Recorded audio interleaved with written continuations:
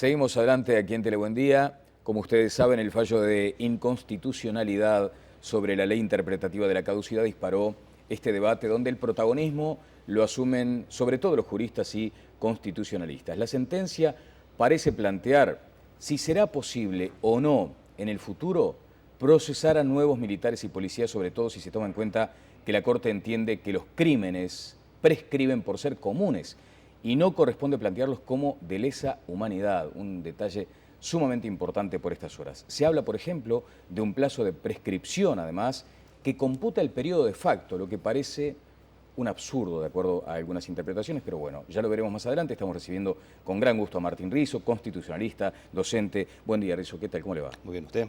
Muy bien, muy bien. Este es un tema básicamente técnico y como en el fútbol parece que existen 3 millones de técnicos. Más o menos.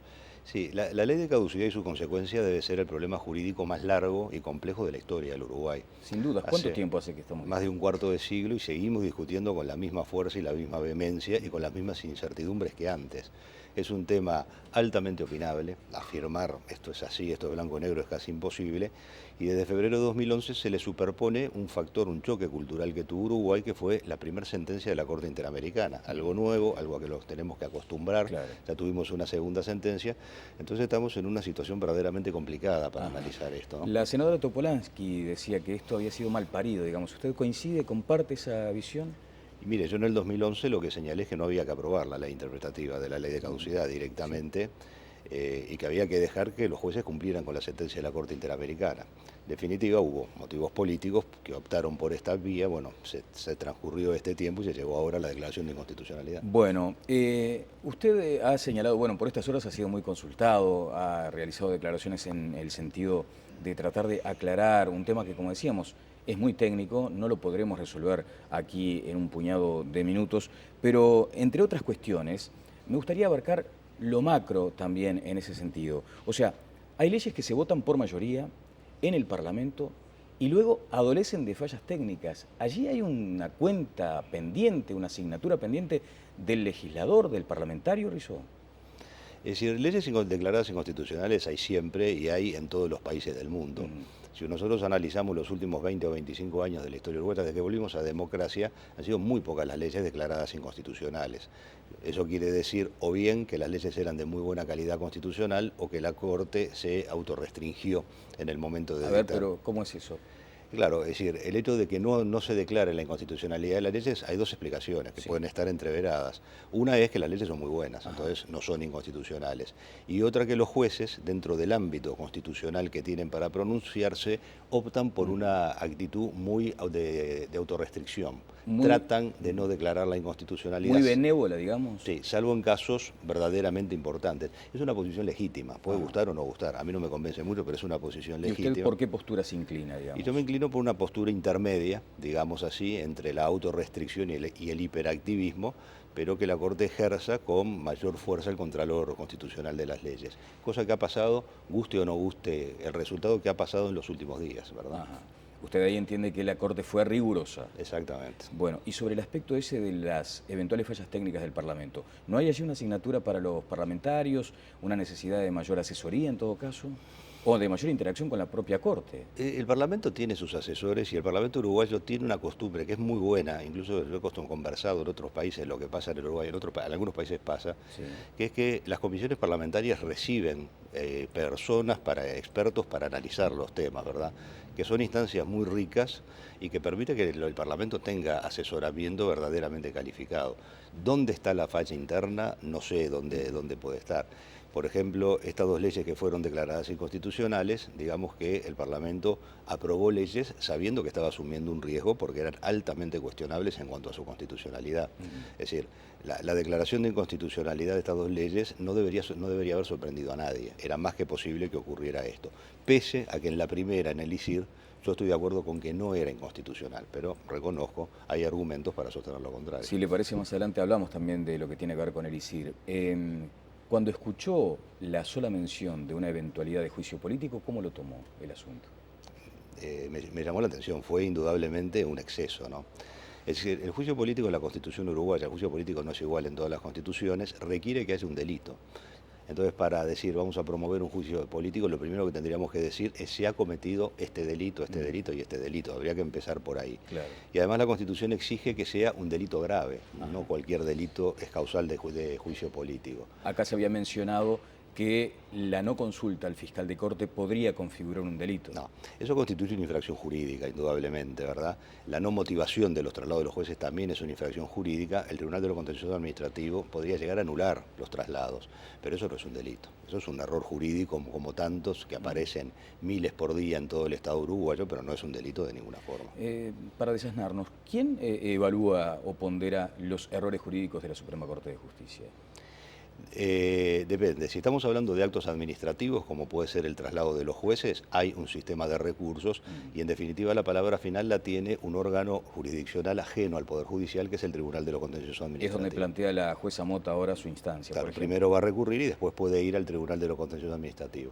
Y el Tribunal de lo Contencioso Administrativo, por ejemplo, es competente hasta para anular, podría anular el traslado de la jueza Mota o de cualquier juez en la medida que entienda que ha habido defectos jurídicos, ¿verdad? Y sobre el fallo más polémico, digamos, sobre la sentencia de la Corte, allí quién Bueno, debería... sobre la sentencia en el ámbito interno, la Suprema Corte de Justicia es absolutamente la última palabra. El tema terminó ahí y lo único que podría caber, que no creo que en este caso se justifique, serían instancias internacionales, pero en el derecho interno la Corte termina totalmente con la cuestión. ¿Que allí habría un daño institucional desde su punto de vista, por ejemplo, si se presentara un recurso ante organismos internacionales? Por el hecho de presentar algo ante organismos internacionales no hay indudablemente ningún daño, ¿verdad? No es desprestigiar a la Corte Suprema.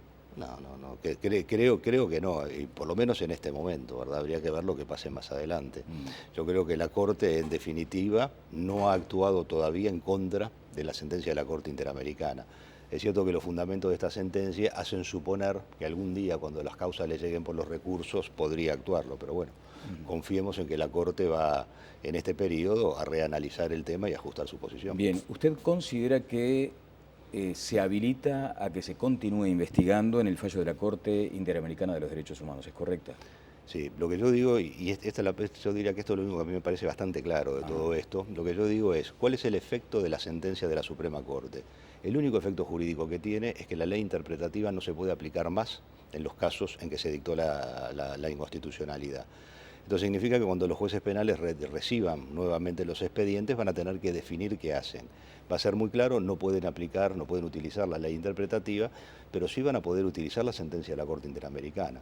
O sea que, en base a la sentencia de la Corte Interamericana, yo creo que los jueces tendrían que seguir adelante con las actuaciones, pero con un riesgo que antes no existía.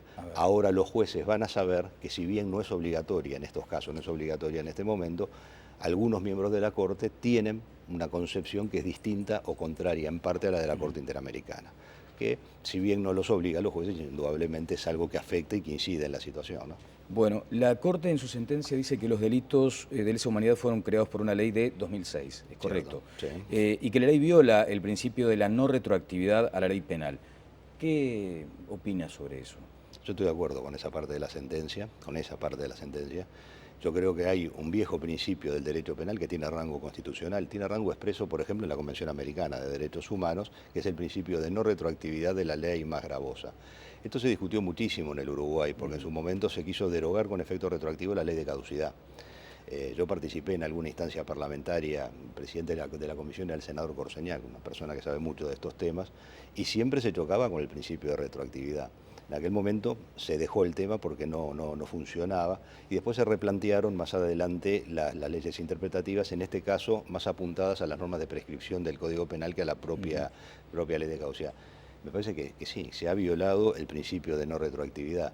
Y acá lo que nosotros tenemos es que cuando la Corte tiene que analizar la inconstitucionalidad de una ley, lo que hace la Corte es confrontar la ley con la Constitución, el resto del mundo no importa. Y ahí hay una contradicción entre la ley y la Constitución. Sobre la prescriptibilidad, allí también surge un debate respecto a si debe ser tomado en cuenta el periodo de facto. ¿Qué valoración hace sobre esa discusión?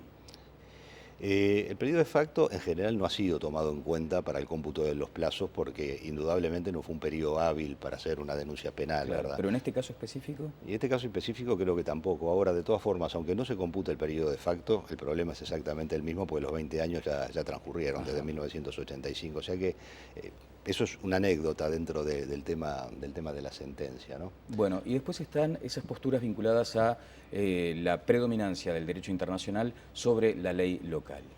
Bueno, ahí yo tengo una posición verdaderamente muy firme, y es que no es un problema de predominancia. Los dos coexisten y los dos tienen que funcionar. Lo curioso es que la Corte ya ha dicho esto. Hay una sentencia en la ley que declaró por primera vez la inconstitucionalidad de la ley de caducidad. La Corte, con mucha precisión, recurrió a la noción del bloque constitucional de los derechos humanos, por los cuales pone a la Constitución y a los derechos humanos internacionales en un mismo par, en la misma situación jerarquía jurídica, y hay que armonizarlos, que hay que interrelacionarlos. Bueno, tenemos un gráfico allí que determina precisamente esa pregunta. En este escenario, ¿se puede seguir investigando desde su punto de vista? Sí. Desde mi punto de vista hay que seguir investigando, hay que cumplir con la sentencia de la Corte Interamericana. Lo único que todos sabemos es que la posición, los fundamentos de la Suprema Corte parecería que coinciden con esta vía. O sea que a la larga podría haber un problema, salvo que la Corte cambie de opinión. Martín, dígame, también muchas veces desde la ignorancia del ciudadano común y corriente se preguntan o nos preguntamos ¿por qué el aparentemente escaso valor que tiene el pronunciamiento popular en las urnas? A ver, el pronunciamiento popular tiene mucho valor, pero tiene valor frente a la ley. Indudablemente el pueblo actúa como representado y los legisladores son los representantes. El sistema constitucional está establecido para que el que mande es el representante y no el representado. Claro, pero sobre un gran tema, ¿no? Como el Claro. que estamos tratando, convocan a las urnas, Sí. asistimos, acudimos, convencidos en esta última instancia, porque de pronto había mucha cuestión tóxica en la primera convocatoria. Y sin embargo parece que luego eso queda al margen. ¿Qué es lo que se preguntan de todos los partidos políticos? Lo mismo. Claro, el tema a mi juicio es así. Si nosotros comparamos la decisión del cuerpo electoral y la decisión del Poder Legislativo, en ese caso prima la posición del cuerpo electoral, indudablemente, son los representantes. Los representados no pueden enmendarle la plana a los representantes, a los representados sí se lo pueden hacer a los representantes. Eso parece bastante claro.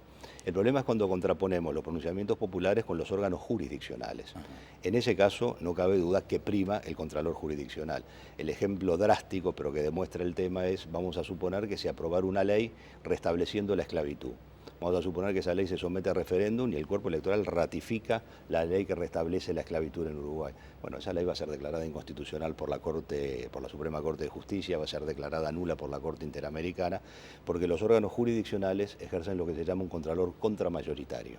Entonces, son los únicos que pueden hacer. Lo que no funciona el argumento es la ley. Una ley no puede contradecir lo que dijo el cuerpo electoral, eso es evidente. Bueno, me parece un ejemplo sumamente interesante, pero claro, a veces queda esa percepción de que se vulnera una consulta popular, como ha sucedido acá. Sí, sí, en los hechos pasó eso, Claro. porque la ley interpretativa fue contraria a los pronunciamientos populares. Políticamente ocurrió eso, sin duda. Bueno, hay fallos que dejan en una situación incómoda al gobierno, por no decir en un cuello de botella complejo, como puede llegar a ser la derogación del ISIR, todo lo que tiene que ver con el impuesto a la concentración de inmuebles rurales. Allí, ¿usted advierte, por ejemplo, como una situación de asfixiar al Poder Ejecutivo con estas decisiones? Definitivamente no. Primero la aclaración que yo dije, yo pienso que el ISIR es constitucional. Es cierto. Yo coincido Correcto. con la discordia del doctor Pérez Manrique, Sí. pero también coincido en que la sentencia de la Corte, que el caso es dudoso y que la Corte fundó muy bien la sentencia, o sea que el tema está terminado, hay que cumplir con la sentencia es constitucional. La sentencia de la Corte no solo está bien, sino que tiene una cosa que no es frecuente en el Uruguay, porque la Corte se tomó el trabajo en la sentencia de marcarle al Poder Legislativo cuáles son los caminos para transitar y llegar al mismo resultado o más o menos al mismo resultado. O sea, la Corte no ha asfixiado al Poder Ejecutivo, no le dijo usted no puede transitar este camino. O sea que le dio las pautas para las Claro, opciones. le dice, esto es inconstitucional a juicio de la Corte, pero si usted quiere políticamente hacer eso, bueno, vaya por este camino que aparentemente es lo que está recorriendo ahora el Poder Ejecutivo. ¿Qué es lo que va a recorrer el Poder Ejecutivo? Y se viene otra situación sumamente complicada y tiene que ver con la patente de rodados. Cuando se entendía que era un logro político importante del presidente de la República reunido con los intendentes municipales, acá viene, parece que otro tropezón fuerte. Es decir, este es el caso quizá más claro desde el punto de vista jurídico. En las instancias parlamentarias, cuando las comisiones invitaron personas para hablar de ese tema, todos éramos conscientes de que la ley es inconstitucional. Y es muy fácil, no hay que ser abogado.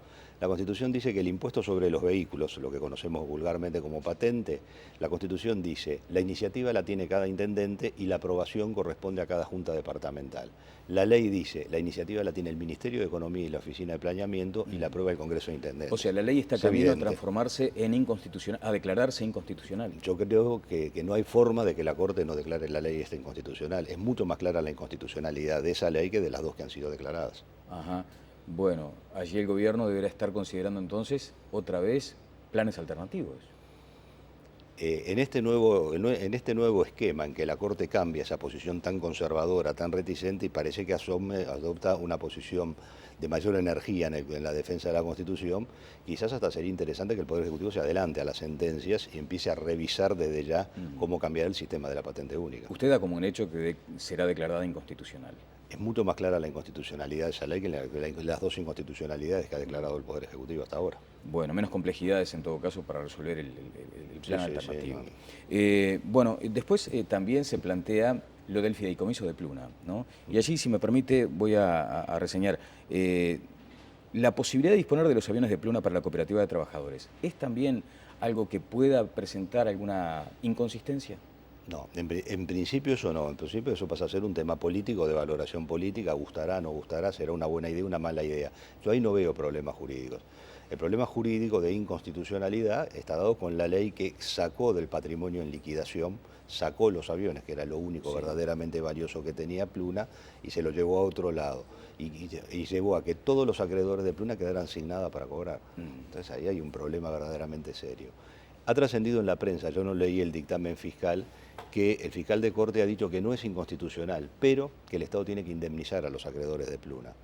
Es más o menos lo mismo la solución. Puede ser una solución interesante. Yo fui consultado en este caso y yo planteé las dos soluciones, inconstitucionalidad o acción por daños y perjuicios contra el Estado. Estamos hablando de millones y millones de dólares. Exactamente, ¿no? Sí, muy grave. Bueno, le quiero agradecer, Martín, por su presencia. Ayer decía aquí mismo el doctor Juan Raúl Ferreira, integrante de la Institución para los Derechos Humanos, que también debe valorarse muy especialmente aquello de la separación relativa de poderes, que lo que hay aquí es un equilibrio entre poderes, pero no la separación absoluta. ¿Comparte esa mirada? Al principio de separación de poderes nunca es una separación absoluta, pero los poderes son independientes, pero no entiendo en qué sentido lo dice. Dice que también hay necesidad de guardar ciertos equilibrios, que los integrantes de la Suprema Corte son elegidos por el Parlamento, que las sugerencias y las venias son sugeridas por el Poder Ejecutivo, o sea que debe existir otro tipo de canales de comunicación para no generar este tipo de situaciones de tanto conflicto. Más o menos, ahí las cosas que él menciona tienen texto expreso en la Constitución, no cabe la más mínima duda, quién elige a los ministros, a los miembros de la Corte, cómo se eligen los miembros de los tribunales de apelaciones, pero los poderes son independientes, dentro del ámbito de actuación de cada poder, manda el poder y los otros no se pueden meter, ¿no? Bueno, ¿y usted advierte presiones en este caso sobre la Suprema Corte de Justicia para estas decisiones? Eso es una valoración básicamente política verdaderamente difícil de hacer, porque si uno analiza los actos aislados, un acto aislado en principio no la genera. Una manifestación pacífica, expresión de pensamiento, en sí mismo, eso no es un problema bajo ningún aspecto, además está protegido por la Constitución. El problema sería la valoración política de un conjunto de elementos, ¿verdad? Si eso está configurando un ataque excesivo, algo que va más allá de lo que puede ser la legítima crítica a las sentencias o a la actuación de cualquier órgano, ¿verdad? Un senador de la República, específicamente Lorier, del Partido Comunista, habla de un poder hegemónico incidiendo sobre decisiones de la Corte Suprema de Justicia, porque asocia lo que tiene que ver con el ISIR con la situación vinculada con los derechos humanos. Sí, o se habla de que la Corte está al servicio de los grandes terratenientes. Por ejemplo. Sí, a mí me parece que estamos hablando de afirmaciones que no se pueden demostrar, que seguramente no son así tampoco, pero que no se pueden demostrar y que, claro, generan una especie de alarma pública, indudablemente. Ahí creo que puede haber un exceso, ¿no? ¿Y un senador del Partido Nacional que hable de la eventualidad de un golpe de Estado, por ejemplo? Y claro, creo que es un exceso, pero ahí creo que fue un exceso idiomático, ¿verdad? No estaba hablando de un golpe de Estado formal, ¿no? Sí, un golpe de Estado técnico por esta confrontación dura entre poderes. Como siempre, muy amable. Con mucho gusto. El doctor Martín Rizo estuvo con nosotros. Vamos a ir a la pausa y seguimos adelante aquí en Tele Buen Día.